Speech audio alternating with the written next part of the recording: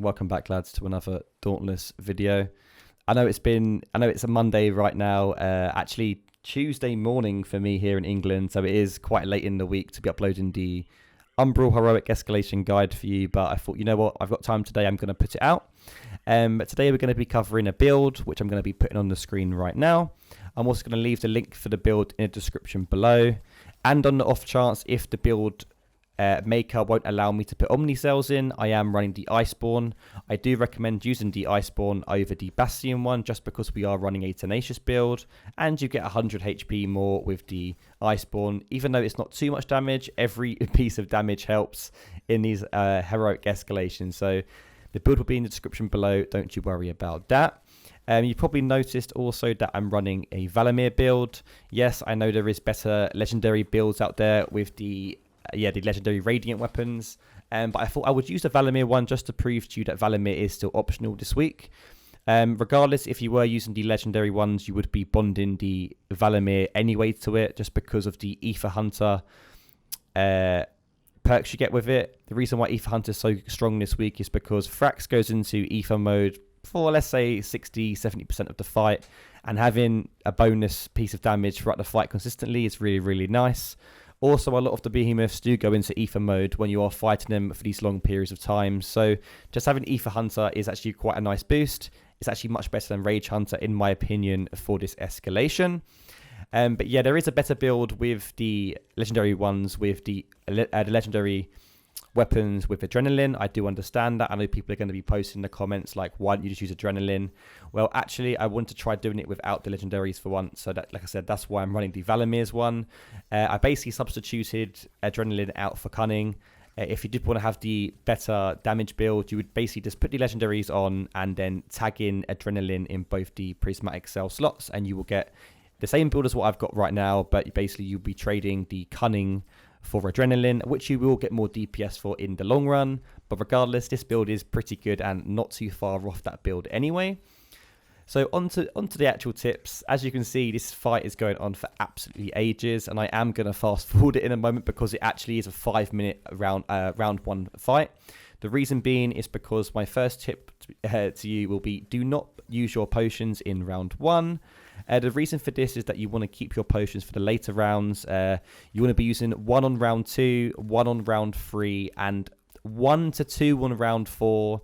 If you can do it in 1, great, but 2's not too bad. If you 2's not actually bad at all if you are only using 1 round 1. That would then leave you to have 2 for Thrax. If you have only used 1 in round 4, that leaves you 3 for Thrax. But having 2 for a minimum against Thrax is really, really nice. It gets the fight over in around about 5 minutes, depending on how well you're doing, how bad the RNG is with his moveset, and how much you die, etc., and how many boops you can pull off. I think I actually missed the first boop on the fight when we finally do get to him. But yeah, regardless, we do want to be trying to have at least 2 potions, 2 of each of your potions for Thrax, because he is a pain to deal with, and you just want to get him killed as quickly as possible. But yeah, so I'm going to fast forward this right now for you guys.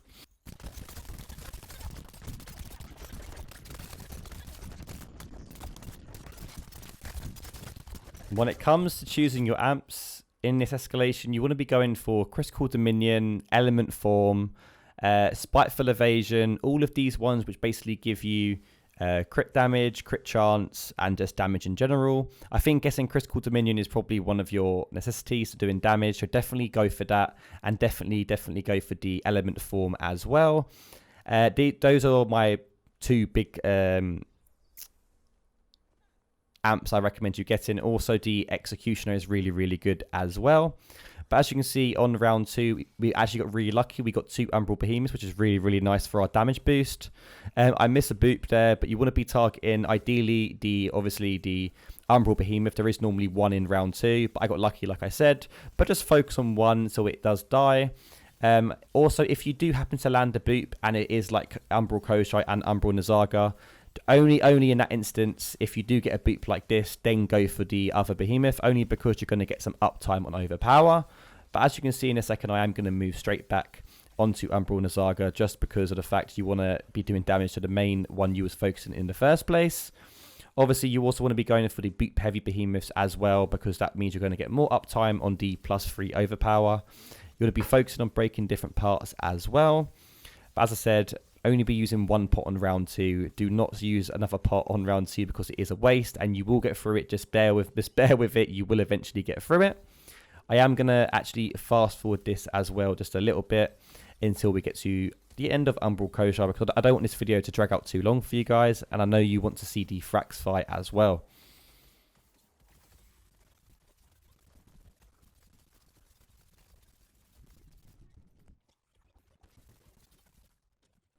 You are looking at about, let's say, 5 minutes, for 4 minutes of Behemoth if you aren't playing the greatest, if you aren't keeping your Tenacious up.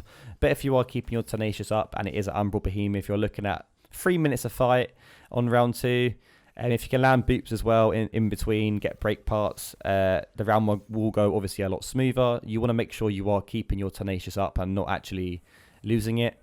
If you're finding you're getting hit a bit too much, you can change the Pangar's Lantern to the Skarn one just for a bit more shield. It is up to you. I just like running Pangar just for that bit more damage. But as you can see right now, I'm going to choose Executioner just for that boost of damage. Going into round 3, and we actually get Scorchstone Hellion. It's probably one of the hardest fights, probably in Escalation in my opinion. He does so much damage. Plus his fire is a pain. So once again, only use one pot.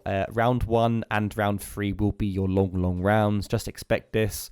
Round 3 is probably one of the toughest rounds normally in my opinion, as I already mentioned. Especially when you get a Hellion, it's like, oh my days. But this is why I'm uploading this video, because obviously there's a Hellion in round 3, which is really difficult. And also round 1 was a Skarn. So it does prove that you can get through this relatively quickly. It's normally roughly, I would say, 20 minutes for a Heroic Escalation, 20 to 30 minutes. Depending on obviously how well you're playing. I think I actually do this in 20 minutes, but I am obviously fast forwarding in this video for you guys because I don't want you to be sat there just being like, oh damn, okay, this is a long fight. Just comment in, if you could write in a comment section below if you would like me to not cut out these pieces, then I won't for the next one. But personally, I wouldn't want just to see a massive long fight on a round 3 because it does get really tedious when you're fighting these behemoths. But like I said, just put in the comment section below, what do you guys think, if I should be fast forwarding these fights for you or not? Because right now I'm going to fast forward it right to the end when he's got 1 bar of health.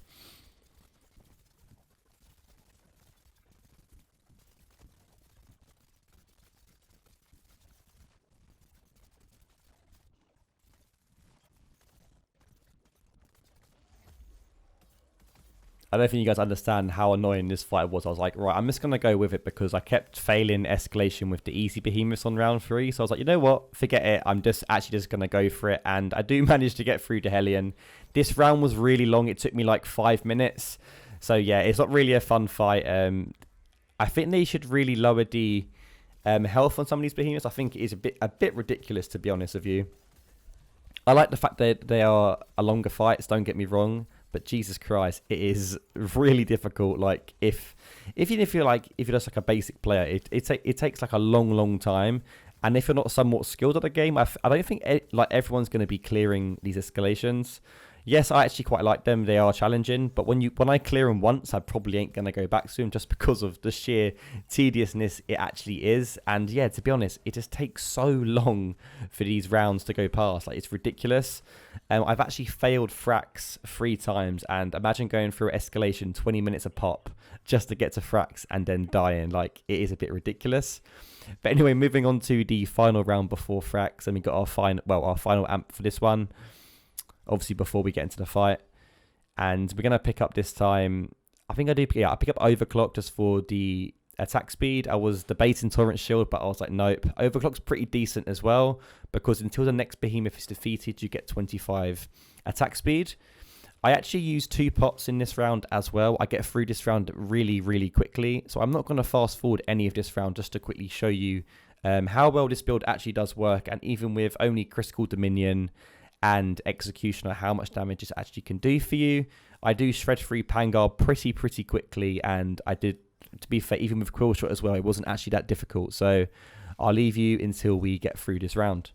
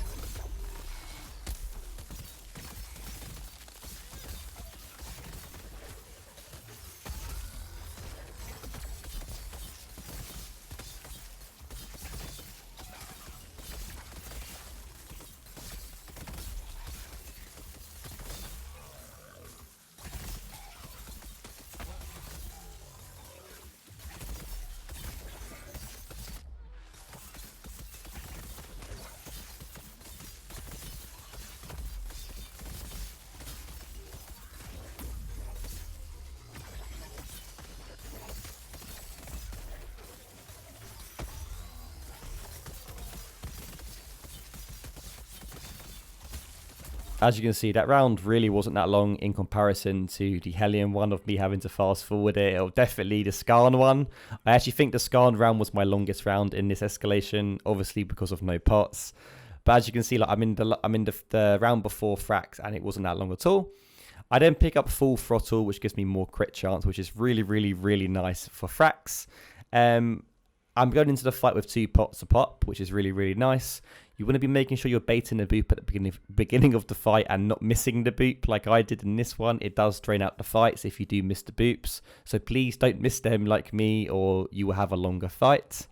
But regardless, this is honestly one of the toughest and the most annoyingest fights I've had so far. I think Tordagora was quite fun, but this one was just straight up annoying. At first, he isn't that bad, but there is so much spam when he goes in ether and he runs around. It's ridiculous. Like, it's hard to not hit it. But as you see, I missed a boop, and that's not ideal. He does give you a second one pretty quickly after the first one, so just bear that in mind. Just get ready for it, and you can bait it out. When you are fighting him, he will do a slam down, and he will do one literally 3 seconds after. So just remember to back up, or at least have some stamina, because it does eat away your health. But to be honest, guys, that's going to round off today's video, because there's not much tips I can give you on the fight with Thrax. You just want to be making sure you are avoiding his most clinical moves. Just be cautious of what he does. He does go into this state where he does run around everywhere, and he still throws his pincers through the portals. Just focus on dodging the portals as much as you can. You probably will get hit by at least one of them, but getting hit by one isn't too bad. But yeah, just make sure you're keeping your distance when he's flying, when he's in his portal. Just stay away, wait for him to come out, dodge when you need to dodge when he is coming out of it. Stay away from him unless he's actually grounded. Otherwise, he will just keep hitting you with through the portals. But regardless, guys, hopefully you've enjoyed this video. If you do, definitely leave it a thumbs up. I would appreciate that. And guys, until the next one, peace.